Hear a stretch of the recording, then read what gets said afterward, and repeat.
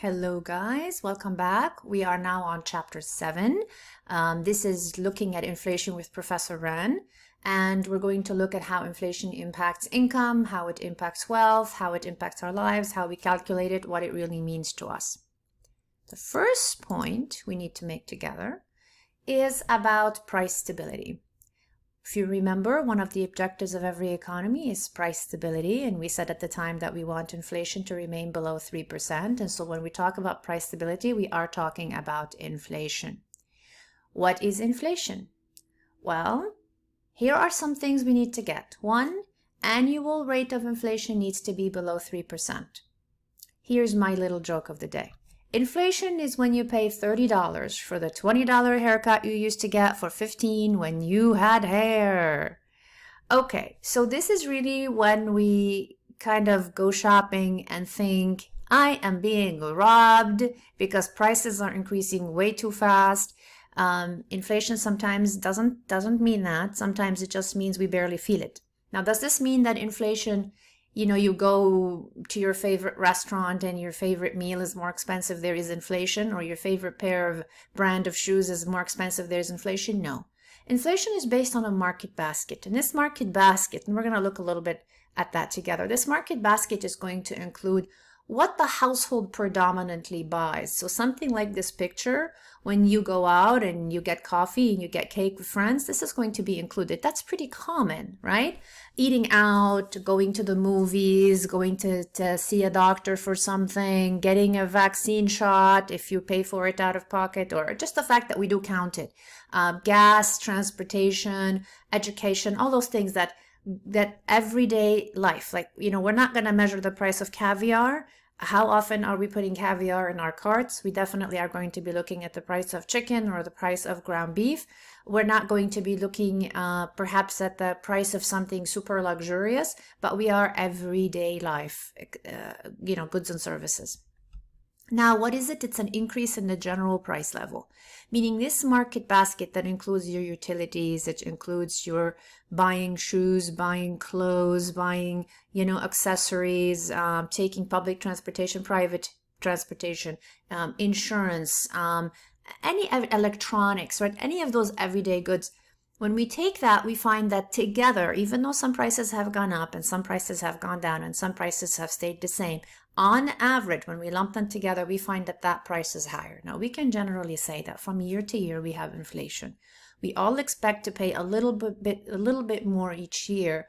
Not everything increases in price, but most things do. Even though some things become less expensive, on average, they become more expensive. So we call that inflation. I'd like to give you a little bit of a rundown of the basic history of the United States.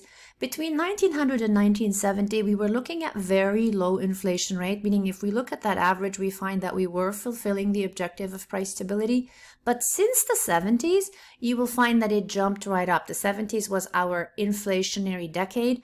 The 80s and 90s, up to like 2015, we were looking at typically disinflation. And obviously the past 2-3 years, ever since COVID, we started to look at inflation because of supply chain interruptions, and lately because of what's going on. In addition to all of that, to turmoils in various countries. I'm sure you've been seeing what's happening around the world, at least in Ukraine. We are very vividly witnessing what Russia has been actually causing as far as prices in Europe. So, and around the world. So this is our inflation for what it is. Now, is inflation bad? This is a really important question. This is like saying, is it bad for you to have a temperature? No, of course not. I hope I have a temperature that's like warm because it means I'm alive. Is it good to have fever? No.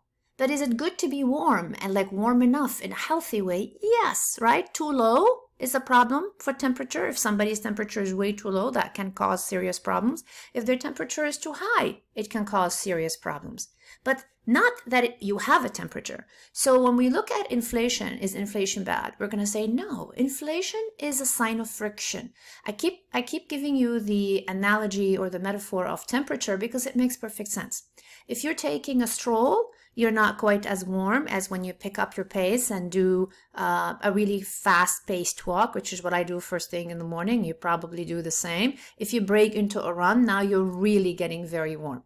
The more friction there is in economy, the friction is when there's selling and buying of goods and services. And the more of that is happening, the more likely we are to see inflation. Now, is inflation bad? No. It's a sign that the economy is moving. Blood is flowing in the economy. Blood is the money, the total spending that we talked about before. Well, when is it a problem? It's a problem when not just it breaches 3%, but honestly, it's a problem when it breaches the average raises. It's how much of an increase in your income you're getting versus how much inflation is increasing. It's really those two against each other that really tells us whether we are in trouble or not in trouble. So we fear deflation way more. Here's the first point I want to make. Deflation is the opposite of inflation. We're going to go into that a little bit more in a minute. But basically, if an increase in the average price level means inflation, a decrease in the average price level is deflation.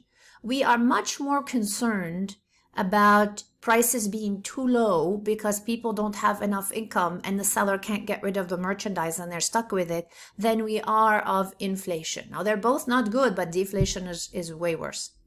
Inflation, when in check, it means the economy is moving and growing. This is what I was telling you before. Having warmth is a good thing. Having a fever is not, but having a good, healthy temperature is a good thing. It means your body is healthy. We fear inflation only when it reduces real income, which reduces real disposable income. By now we know, we've learned so far one method of real income, which is we deduct the inflation from the income to come up with the real, which is the true value in constant dollars, right? So the actual, as long as it is not reducing real income, it is not reducing real disposable income. Let me remind you of disposable income. You have gross income. This is the amount of money you get paid, like you're hired for $85,000 a year. That's your gross income.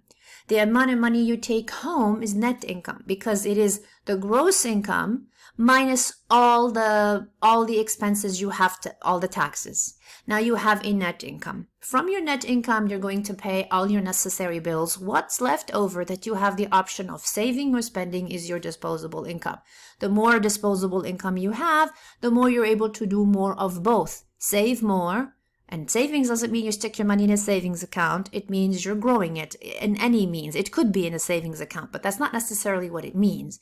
It means you have money to invest as an individual, or you're just buying additional things. You're feeding, for instance, your pottery habit, right? You have a pottery hobby and you enjoy it and it's expensive and you pay for it out of your disposable income. Now, when we say real disposable income, meaning after you deduct all the increase in prices due to inflation, you're still left with money in your pocket. Let's look at our next one. Deflation versus disinflation. Okay. Deflation. Let's give you this image. Sad dog.